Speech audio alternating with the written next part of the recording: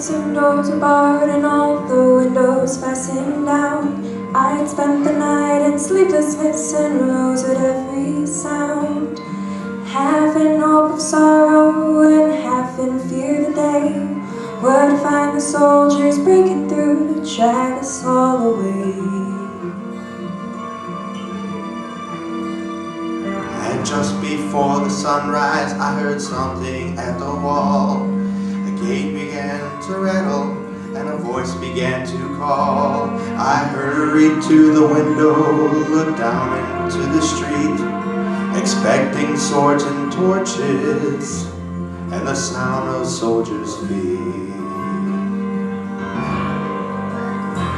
But there was no one there but Mary, so I went down to let her in. John stood there beside me as she told me where she'd been. She said they moved him in the night and none of us knows where. The stone's been rolled away and now his body isn't there. We both ran towards the garden, then John ran on ahead. We found the stone and empty tomb, just the way that Mary said. But the winding sheet they wrapped him in was just an empty shell. And how where they taken him was more than I could tell. Oh, something strange had happened there, just what I didn't know. John believed a miracle, but I just turned to go. Circumstance and speculation couldn't lift me very high, 'cause I seen them crucify him, then I saw him die. Back inside the house again, the guilt and anguish came. Everything I promised him just added to my shame.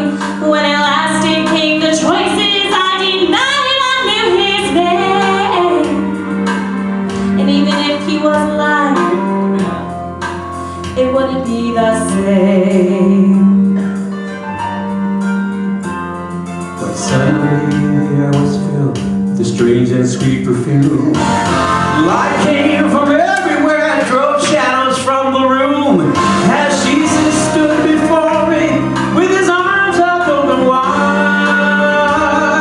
I fell down on my knees, oh, and I hugged him and cried. Then he raised me to my feet as I looked into his eyes. The love was shining out from him like sunlight from the skies. Guilt and my confusion disappeared in sweet